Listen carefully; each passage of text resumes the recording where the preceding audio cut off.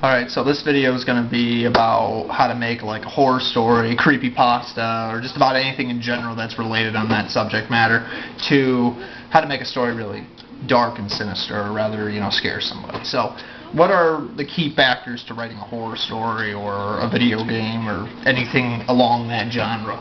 So, really what you want is, we'll start now, is number one would be atmosphere, and probably the most important one would be atmosphere, because when you're making a game, you want the whole thing to be laid out like it's just, it gets right to the point, scary, but it builds up this, you're actually in this exact situation, even though it's just a game. It kind of feels like it's real, sort of.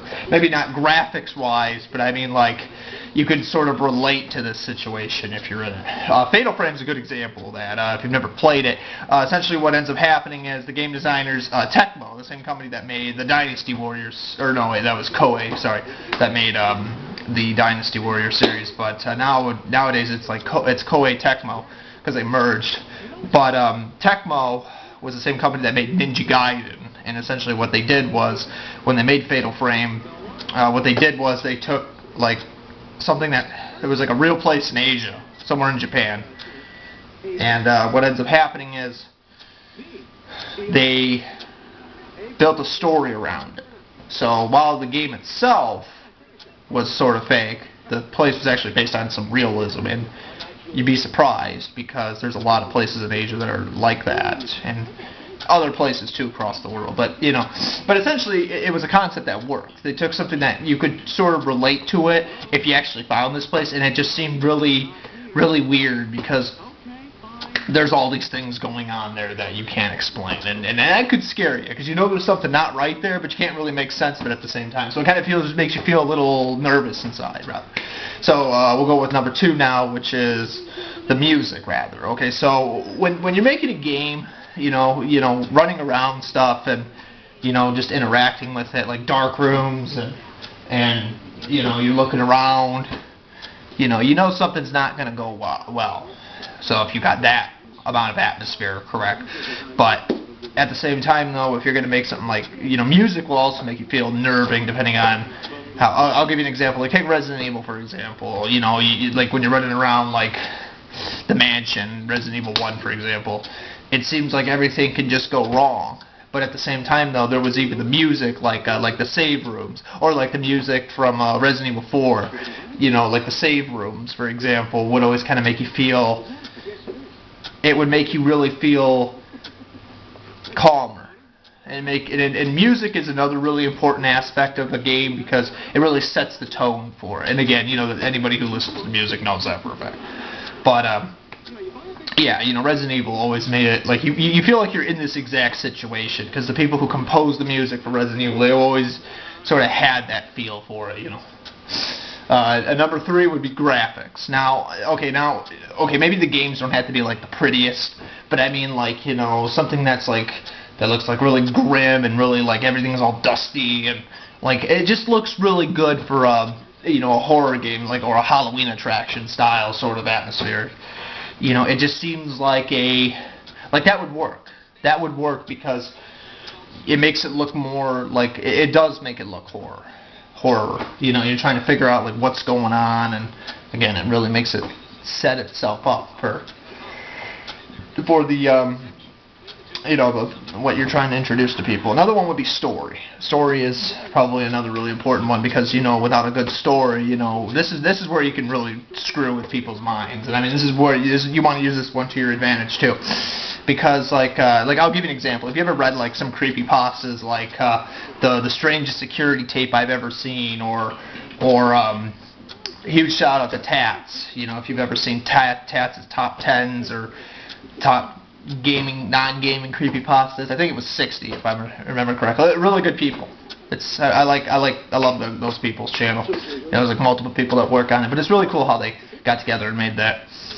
But anyways. Or you got the Keyhole, which is another creepypasta. I can't remember who wrote this one specifically, or all credit goes to the people that write these, mind you. But what was really interesting about it was it talks about how there was a man that checked into an inn, and then just as he paid for his up at the service desk, the innkeeper told him not to go into a certain room because there was a room along the way.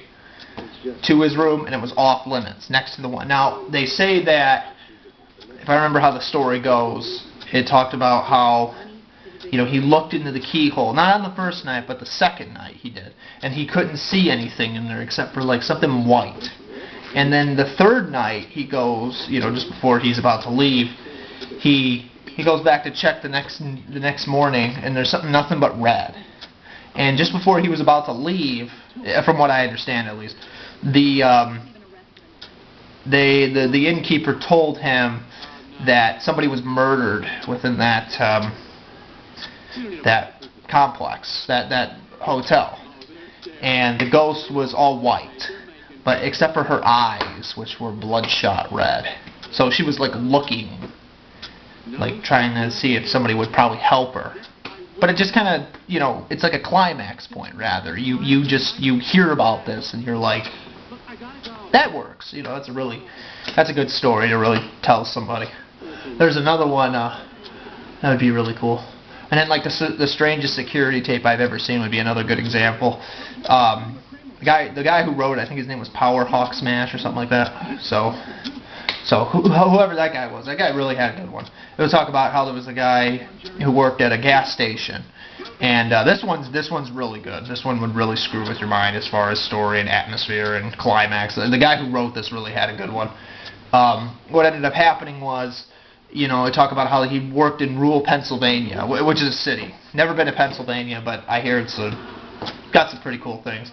And he works at a gas station that's along the, like, sort of, I don't think it was along the highway. I mean, if it was just a small gas station somewhere in rural Pennsylvania. But what ends up happening though is they talk about how they hired this guy named Jeremy, and it was kind of like a part-time job. You know, Jeremy was like 25, 26, and Jeremy's like, he never really talked too much. He was the kind of guy that, like, he was weird, like the story described him, and like, you know, but he was just this guy that he had just like the weirdest laugh. And the thing about, and what was really interesting though is, like, what was really interesting is that if you read the way the story works, he never really talked to Jeremy. He just said, I'll call him Jeremy, because it's like he never talked to him. He never really asked him what his real name was. He never really knew who he was. He was just there. You know, and what was really weird about this whole story was that the boss of the gas station talked about how you know, he noticed how, like, there was like all this oil theft that was being taken. You know, it just started off with containers, but then like shelves and whole shipments would be taken. And then they find out that later on that they started thinking like, well, maybe it was Jeremy that stole it, because, you know, it started happening right around his shift, but it wasn't really like happening at the same time. But it wasn't like they couldn't catch him in the act. So like what ended up happening was the narrator of the story, you know, like the average guy who just tries to do the right thing and, you know, tries to figure these things out. Eventually, you know, he finds out that Jeremy, you know, his boss tells him that there's like 3 cameras, and he asks him if he'll like watch the CCC tapes or CC tapes, see if he can catch Jeremy in the act. Now, what's really interesting is as he goes home, pops them in like a VCR, you know, like those old cassette VCRs, and, you know, see if he can catch Jeremy in the act. And then what ends up happening is, like, throughout the whole story, it talks about how, you know, he had like 3 regular customers come in: Mrs. Templeton, some cowboy dude, can't remember his name, and then there was somebody else. And what ended up happening was, and this is where it gets really strange, because throughout the whole story at this point, this is where like time physics, like everything is all like weird, like warped, and this is where it really starts messing with your mind, because even though it is a story, it's like it's sort of trying to, like, it's supposed to be based on like the fact that, you know, time exists, time and space exist, but then like there's somebody messing with time and space in the same physics that we're used to. Like, for example, so you have this story about how Jeremy is just like, it's almost like he's stealing stuff, but it's Jeremy himself that come to find out that he's not only, that he really is a different character. He's not even, as a matter of fact, some people have even argued that maybe he's not even human. Maybe he's, well, what ends up happening was, you know, after the narrator gets stuck into this time loop, he starts noticing that the same characters are coming in, and it's like the same hour is being taped. Now, is played over and over again. Now, what's really interesting is it kind of looked like, maybe Jeremy somehow hacked into the servers, and he just kept replaying the same hour over and over again. But what's really interesting about this is that you can see the sunlight shining outside, and you can see it on the glass, and you can see the shadows of like when the sun rises and when it sets. And so it's like the narrator's stuck in a time loop between where Jeremy is like playing his first hour, but it goes past that rather. And it's like the whole day still continues, and even the sun's shadow, and that seems to be a faulty hoax. But it's like Jeremy himself was able to loop like the people over and over again. And then what's really interesting is like Mrs. Templeton would come back in, pay for her, the guy with cowboy hat would come back and pay again every hour. And then there was another guy that came in and paid with a newspaper and something like that. But it just happened though. So what ends up happening is eventually the narrator gets kind of scared of this, catches on, like there's something not right here, and he starts thinking, well, maybe Jeremy did something to the tapes, and well, again, he looped them, or maybe he's just standing outside somewhere and fiddling around with them and taking them out and rearranging them and deleting himself from it, and then putting them back without people noticing. But what ends up happening is, the narrator fast forwards through it to like 12 a.m. where he's supposed to close up and all that. And so what ends up happening is the narrator finds out that Jeremy's face jumps out at him, and it's not even looking like what's really interesting, he just up and leaves. Like he locks up the place and goes to his car, and then just as he's off camera, he just appears, like his face is just looking at the camera, like him watching, like you watching TV and somebody's face comes up on the screen like a jump scare, and it's looking right at him, and then he disappears. But there's 3 other cameras. There's 2 other cameras he uses, and he pops in those tapes, and Jeremy's like gone. He's nowhere to be found. However, he's not even present from a different angle, so he was only visible on that camera. But what was really interesting though is that he like all the motor oil disappeared. However, when he checked like the other 3 tapes, the motor oil disappeared, but Jeremy was no longer present in those other 2 tapes. Again, there's 3 total tapes, but what's really interesting though is the fact that they disappeared even though nobody was in the store, and they just were gone. So what ends up happening is it's almost like a parallel crossover. It bisects into so it's like Jeremy is, and it gets even more bizarre because they're trying to understand like who took him. Well, if it was Jeremy, then Jeremy obviously has to be more than human, or maybe he's not even amongst us anymore. However that works. Maybe he's a time lord and he's able to mess with physics and stop time and stuff like that. But what ends up happening is you find out that after the narrator goes to bed, and he's like, you know what, he's not even going to get any sleep because he's trying to figure this out. Eventually, the next day, he goes up to his boss and shows him all the tapes or something like that. Because again, it's a long story, but it's really interesting though. And what ends up happening is the boss watches it, and then they're both terrified because this whole thing is still. And at first the narrator thought that Jeremy was standing outside like on a chair or something like that, and maybe he was just. But there was no. But he popped in like the CC tape from like outside, and there was no. Jeremy wasn't even there. His car was gone, and maybe he parked it somewhere else, but he wasn't there. And then what ends up happening is, once they get to, skipping ahead to pretty much the end, after the owner gets out of this time loop, rather, Jeremy, it's revealed that, the FBI comes in for questioning and all that, and he didn't really have much of an answer. So, he gets to there, he sits down with them, and they start talking about all these things, and they say, well, what happened? And he starts explaining, and it's kind of like the FBI even knew this themselves.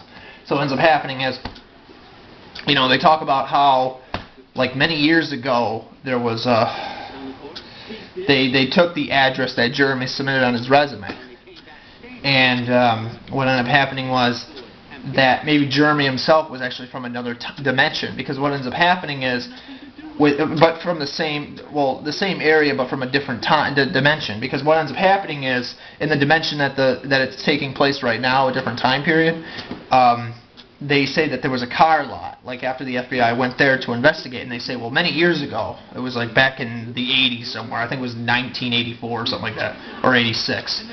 I think it was 1986. There was a car once there, or there was a house there.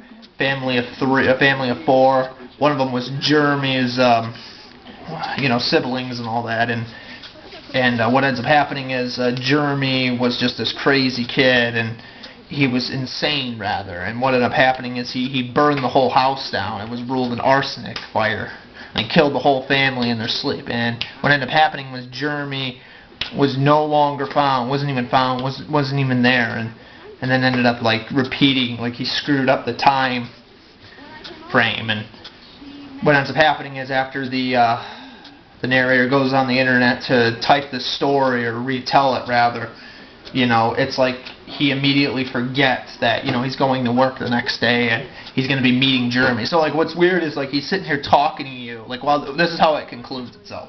He's sitting there talking about like all these things that had happened with Jeremy and all that, and then all of a sudden he starts talking about like as if he was like his mind was just immediately erased. Like he's like okay, he's like I got to go to work the next day. He's like, and we got to talk. We're going to meet this guy by the name of Jeremy. He's like my, the whole story is essentially repeating itself now. And that's a really good story. But it gets a little confusing, but when you really dig into it, that's the thing that makes it scary, is you're really trying to understand how is that even possible. It's weird, but it's like that though. And so Jeremy creates this infinite time loop because he's dead, and he doesn't exist rather.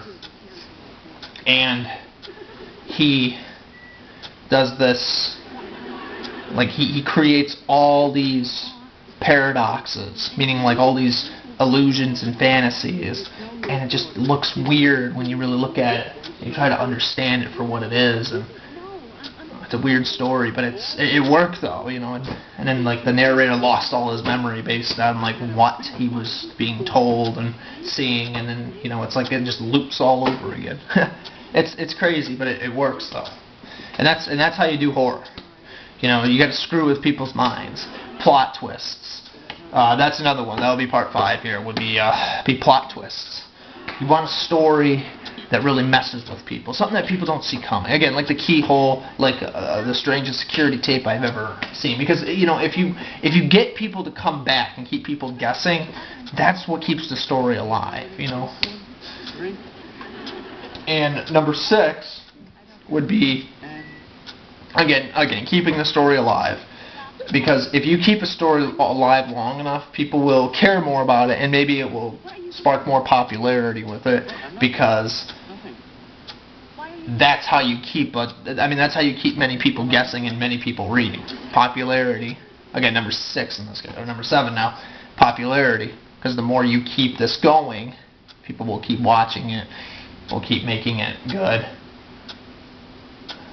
I'd say number 8 would be something that, maybe like a lot of tragedy, something that you really can't fix right away. Something that like it seems like really hard, but it's like really easy to misrepresent. So like if you have something like death and horror combined, again, Fatal Frame 3 does this very well. At least up until the ending, at least, it just seems like you're trying to like solve these murder cases, and it's like it messes with your mind, because like you're trying to understand what's going on, how these people died, and when you really look into it, it just doesn't make sense, even from a fantasy perspective. Trying to take, again, like Matt Pat would do, where you try to take like realism and apply it to a video game, and something like that. So, yeah, number 8 or 9, whatever we're on. It's important to, it's also important to really, there's got to be like a lesson you can learn from some of these horror stories, because it makes it more impacting on people. Like, again, like some of the stuff might be really kind of hard to explain, but if you put like a story that has like a really good lesson you can learn from it too, it really makes it more valuable, because people will look at that and say, like, they just can't let that go. Well, you're giving people another reason to keep it close to them and make it stick. And if you can do that, then again, people will care more about it. So there's that. There's the occasional jump scares you could put in there too, but again, that's been done. So you don't have to really explain that to somebody, but something that but I'll tell you an example of something that like a good jump scare would be, like the story Arizona, the Creepypasta. He talks about how there's like a man who goes and he hears like this wailing noise somewhere in the basement. He goes out, he finds this guy, and he's just sitting there huddled in the corner like this, and it's weird though because the way it's all set up. But like he puts his hand on his shoulder and then he turns around really fast and he just jolts out of there with this guy chasing after him. And it's weird, but it just goes to show you that if you're gonna write a horror story, you got to really know how to scare people, but like not do it in a cheap way, but like in a way that it really keeps you wanting to read on and figure out how it works. So if you can do that, you're a criminal mastermind. And I think finally the last tip I could recommend to people, aside from how to write a really good story, is do something that really has never been done before. Originality. Now this, of course, you don't have to be 100% on, because again, like I'll give you an example. Like zombies are overdone, don't really seem scary anymore. Ghosts really seem a lot more scarier than zombies, because like even as of right now, how do you really explain what kind of energy they are? Something that that would scare somebody, something that really has never been done before. Like I'll give you an example, and I really would like someone to make a story about this. I'll make one too, but I'd really like to see somebody make something about this, like a story about something coming from emerging from a black hole in space, like a monster from another dimension, another. Okay, I know some people make bad jokes with that, but being honest though, if you had maybe somebody could or like Cthulhu, for example, like the face of insanity, rather is what it was. You got a story about something that you can't explain what this is, and it's got these mythical powers, and then you got something that just destroys everybody's. You have something that just destroys everybody's concept of what makes a really good story, or it destroys everybody's what you think about everything in real life, and it's all different compared to what we've all been told. And so it'd be if there's other dimensions out there, it would just go to prove to you that humans don't know everything, and that everything we believe is a lie, because nobody can explain that, and there's nothing we can do about it except for proceed on and try and figure it out. So that's how you write a good horror story, and that's how you get people's attention. So again, if you like this video, comment, rate, subscribe, favorite, share it. I will be making more videos like this. If you have any requests, let me know. But until then, hope you guys enjoy it, and if you're writing good stories, good luck.